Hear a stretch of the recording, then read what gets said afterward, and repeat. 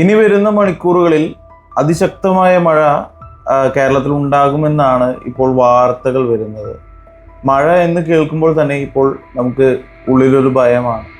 മുമ്പൊക്കെ മഴ എന്നൊക്കെ കേൾക്കുമ്പോൾ കവിതകളും അതുപോലെ തന്നെ വളരെ സ്നേഹപൂർവമായിട്ടുള്ളൊരു സംഭവമായിട്ടാണ് നമുക്ക് തോന്നാറുള്ളത്. മഴ എന്ന് കേൾക്കുമ്പോൾ വേനൽ കഴിഞ്ഞ് വരുന്ന മഴ ഒരു സന്തോഷത്തിൻ്റെയും അല്ലെങ്കിൽ ഒരു സമാധാനത്തിൻ്റെയൊക്കെ പ്രതീതി. കുട്ടികൾ സ്കൂളിലേക്ക് പോകുന്നു, മഴക്കാലത്ത് സ്കൂളിലേക്ക് പോകുന്നു, അതുപോലെ പല ബാഗുകളിലേക്ക് പരസ്യം, അങ്ങനെയുള്ള കാര്യങ്ങളൊക്കെയാണ് നമ്മൾ മഴക്കാലം എന്ന് കേൾക്കുമ്പോൾ ഓർമ്മ വരിക. ഇപ്പോൾ അങ്ങനെയല്ല. പ്രത്യേകിച്ച് ഈ ഒരു കൊല്ലം നമ്മളെ സംബന്ധിച്ച്, കേരളീയരെ സംബന്ധിച്ച് ഏകദേശം 400 പേരാണ് വയനാട് മരണപ്പെട്ടിട്ടുള്ളത്. അത്രയും വലിയൊരു ദുരന്തത്തിന് മുമ്പിലാണ് നമ്മൾ നിൽക്കുന്നത്. അതുകൊണ്ട് നമുക്ക് മഴ എന്ന് കേൾക്കുമ്പോൾ വലിയ പ്രശ്നമായിട്ടായിരിക്കും തോന്നുന്നുണ്ടാവുക. കേന്ദ്ര കാലാവസ്ഥാ വകുപ്പിൻ്റെ ഏറ്റവും പുതിയ അറിയിപ്പ് പ്രകാരം അടുത്ത 3 മണിക്കൂറിൽ 3 ജില്ലകളിലാണ് ശക്തമായ മഴയ്ക്ക് കൂടുതൽ സാധ്യതയുള്ളത്.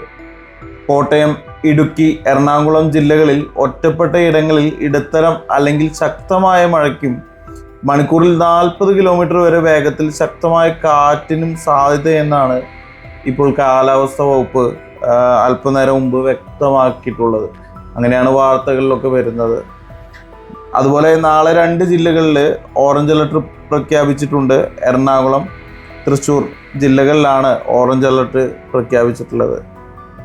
അതുപോലെ പത്തനംതിട്ട, ഇടുക്കി ജില്ലകളിൽ നേരത്തെ ഓറഞ്ച് അലർട്ട് പ്രഖ്യാപിച്ചിരുന്നു.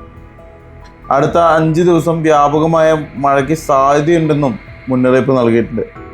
തെക്കൻ ശ്രീലങ്കയ്ക്ക് മുകളിൽ ചക്രവാത ചുഴി രൂപപ്പെട്ടിട്ടുണ്ട്.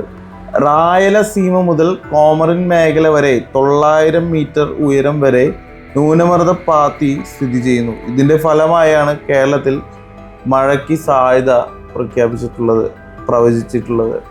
എന്തായാലും വലിയൊരു ദുരന്തം നമ്മൾ നേരിട്ടിരിക്കുകയാണ്. ഇപ്പോൾ ഞാൻ നേരത്തെ പറഞ്ഞതുപോലെ മഴ എന്ന് കേൾക്കുമ്പോൾ നമുക്കെല്ലാവർക്കും ഭയം തന്നെയാണ്. ഈ മഴ അവസാനിച്ചാൽ മതി എന്നുള്ളൊരു തോന്നലാണ് നമ്മൾ. ഇതിനു മുമ്പ് ഒരുപാട് ആളുകൾ വെയിലായിരുന്നപ്പോൾ പ്രാർത്ഥിച്ചിരുന്നു. അവരെ പ്രാർത്ഥന ദൈവം പെട്ടെന്ന് കേട്ടുകൊണ്ട് ആണോ എന്നറിയില്ല. പല മതവിഭാഗക്കാരും അങ്ങനെ പ്രാർത്ഥിച്ചിരുന്നു.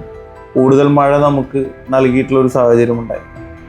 പക്ഷെ ഇപ്പോൾ മഴ അവസാനിക്കുന്ന സാഹചര്യം കാണാനില്ല. മഴ കൂടുതൽ പ്രശ്നങ്ങളിലേക്ക് കടക്കുന്ന സാഹചര്യമാണ്. ഇപ്പോഴാരും മഴ ഇല്ലാതാവാൻ പ്രാർത്ഥിക്കുന്നത് കാണാനില്ല.